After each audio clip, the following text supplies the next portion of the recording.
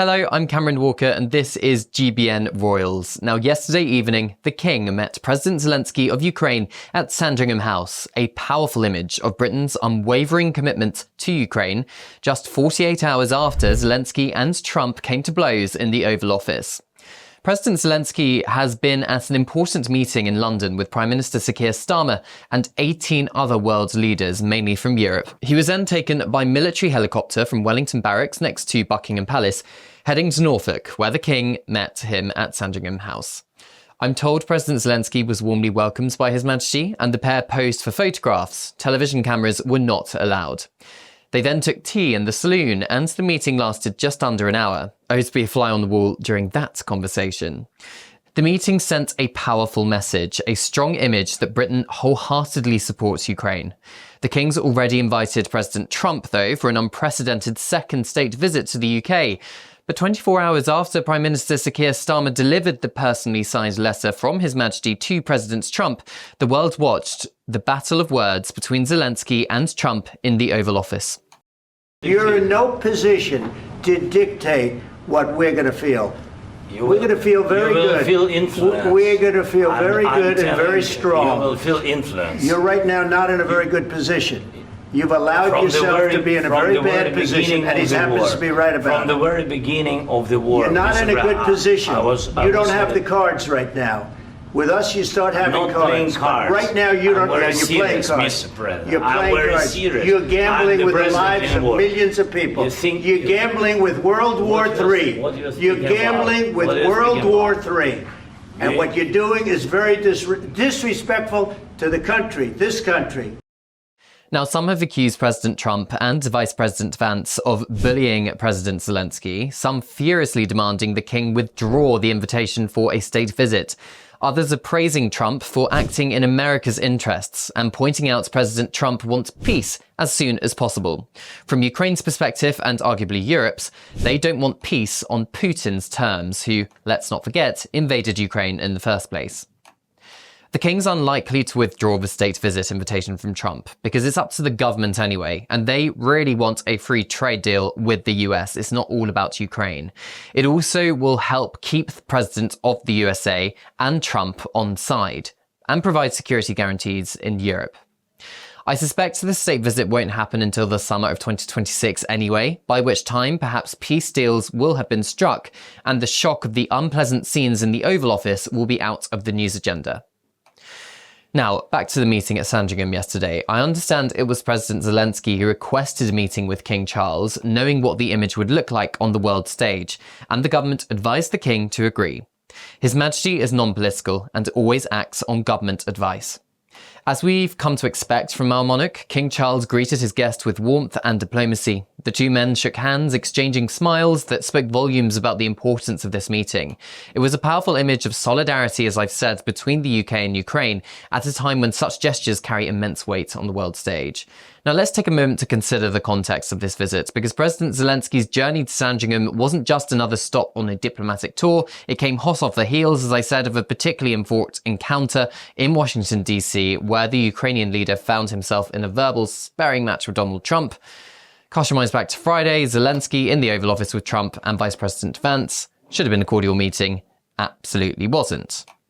The argument was sparked by President Zelensky suggesting that the United States, protected by its nice ocean, and that's a quote, doesn't fully grasp the consequences of Russia's invasion of Ukraine. He went on to warn that America would feel it in the future. Now, as any seasoned observer of Donald Trump knows, he was pretty swift and characteristically blunt. He accused Zelensky of gambling with World War III, as you just heard, and declaring that Ukraine isn't in a good position right now. Now, yesterday's meeting between the King and President Zelensky at Sandringham was the complete opposite.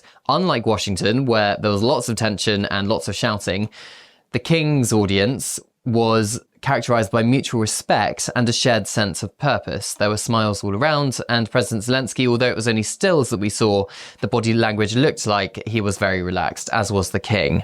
By receiving President Zelensky at his private residence, King Charles elevated the significance of the encounter, underscoring the personal nature of the UK's commitment to Ukraine's cause. But let's not forget the broader context here. This royal audience is part of a larger diplomatic push by Zelensky and his allies.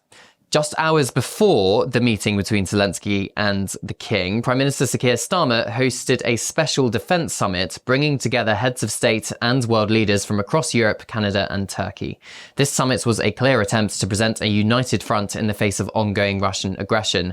It's a reminder that despite the challenges and occasional setbacks, the international community remains committed to supporting Ukraine's sovereignty and territorial integrity. Now, I'd like to take a moment to reflect on the significance of these events from a royal perspective, because King Charles, still pretty much in the early years of his reign, is already demonstrating a keen understanding of the monarch's role in international diplomacy. This meeting serves as a powerful reminder of the unique position the British monarchy holds on the world stage. And monarchists will probably argue that while political leaders may come and go, the continuity provided by the crown allows for the cultivation of long-term relationships with other nations. It's a soft power that few other countries can match. For Zelensky, this meeting provided a much-needed boost after the bruising encounter in Washington. The warm reception from King Charles, as well as the defence summit yesterday, helps to reset the narrative. It shifts the focus from the confrontation in the White House to collaboration here in the United Kingdom.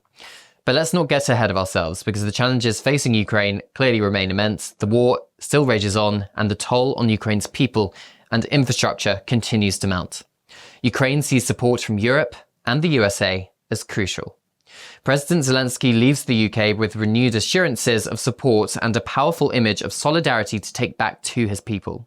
But the road ahead remains long and fraught with challenges. Earlier on, I spoke to Eamon Holmes and Ellie Costello on Breakfast. Now, it was a busy day for both the King and the Ukrainian President Volodymyr Zelensky yesterday as the pair met at Sandringham. OK, it comes amidst calls for the state visit invitation for Donald Trump to be rescinded after last Friday's bust-up at the Oval Office. Here's Cameron Walker, our royal correspondent, with his take on this. Do you think there is an embarrassment now associated with this? Well, the King will never do anything without the government's go-ahead. Yes. Now, I understand, according to government sources, it was President Zelensky who asked for a meeting with His Majesty the King. The government agreed, and obviously, therefore, by extension, the King agreed. Do you think Zelensky would have gone there and said, look, Your Majesty, do you really think this is a good idea, seeing Trump? Do you think that would have been on the... Even if he was bold enough to ask the King the question, the King would not give him a straight answer, I would guess, because it's up to the Prime Minister, really, and the government whether to rescind a state visit.